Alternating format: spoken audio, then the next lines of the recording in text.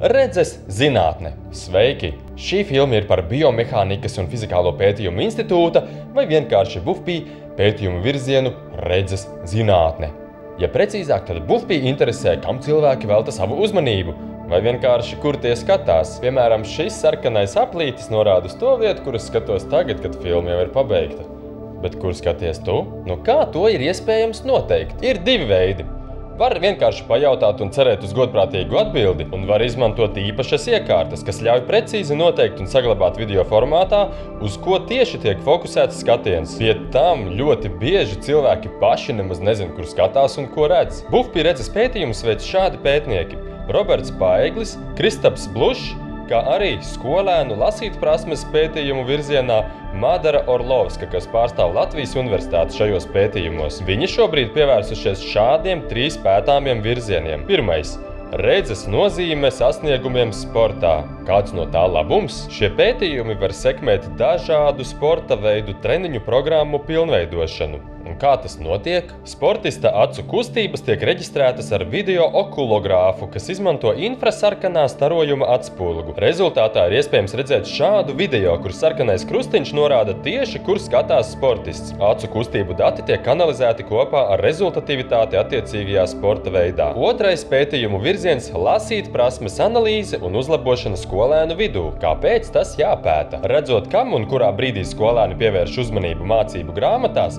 un ko palaiž garām neievērotu, iespējams izstrādāt precīzākas mācību grāmatu sastādīšanas metodes. Var salīdzināt, kāda tipa un izmēra burtiem nepieciešams ilgāks vai mazāks lasīšanas laiks un kā labāk izvietot ilustrācijas grāmatu lapas pusēs. Nu kā to izpētīt? Tālāk tiek ņemts īpašs aparāts, kas pievienots datoram. Bērni lasa dažādas grāmatas un apskata ilustrācijas. Vēlāk viņiem tiek lūgts atstāstīt, ko viņi atcerās no izlasītā un ko atcerās no ilustrācijām. Tas tiek salīdzināts ar aparāta mērījumiem un izanalizēts. Procesam vēlāk var sekot līdzi, kā šajā video, kur var redzēt, kurā tieši brīdī ir ticis izlaists kāds elements, vai paviršāk lasīts, vai gluži otrādi pārlasīts. Trešais pētījumu virziens – redzes īpatnības mārketinga aktivitāšu analīzē. Kā redzes pētījumi var ietekmēt mārketinga aktivitātes? Pierādīts, ka acu kustību pieraksts ir ātrs veids, kā atpazīt uzmanību saistošās vietas vizuālajā materiālā. Ņemot tālāk pētījumus ar reāliem klientiem, iespējams prognozēt viņu uzmanību un rīcību, gan aplūkojot reklāmas, gan arī gluži vienkārši iepērkoties vai skatoties televizoru, internetu vai darot jebkādu citu darbību, kas saistīta ar kādu komerciālu aktivitāti, kas iedarbojas uz cilvēka redzi. Kā varētu notikt šādi pētījumi? Pieņemsim, ka jūs ir ieinteresējis šis piedāvājums kāda produkta izpētē. Jūs sazināties ar BUFPI pētniekiem un pastāstiet savu ideju. BUFPI izstrādā pētījuma un tā realizācijas plānu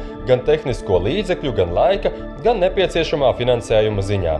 Tiek noslēgta vienošanās, veikts pētījums, iegūti dati un vajadzības gadījumā uzlabots pats produkts un tā realizācija. Kā tas viss notiek? Pirmkārt, zinātniekiem rodas ideja, vai viņi uziet problēmu, vai arī problēma atrod viņus. Otrkārt, viņi raksta projektus. Treškārt, projekti dabū finansējumu. Ceturtkārt, zinātnieki iegādājas īpašus pētīšanai nepieciešamus aparātus. Piektkārt, viņi sāk praktiski pētīt un saskars ar visādām problēmām, kas radoši jāatrisina. Sestkārt, notiek rūpīga datu analīze. Septītkārt, pētnieki raksta papīru un failu kalnus ar rezultātiem un secinājumiem, izveido īsu savu pētījumu konspektu un piedalās konferencēs, publicē rakstus un kļūst slaveni. Astotkārt, izstrādā dažādus ieteikumus dažādu nozaru speciālistiem, kā uzlabot rezultātus konkrētajās sfērās. Devītkārt, pārdod apgūtos noslēpumus, kļūst bagāti un iegulda naudu nākamajos pētījumos,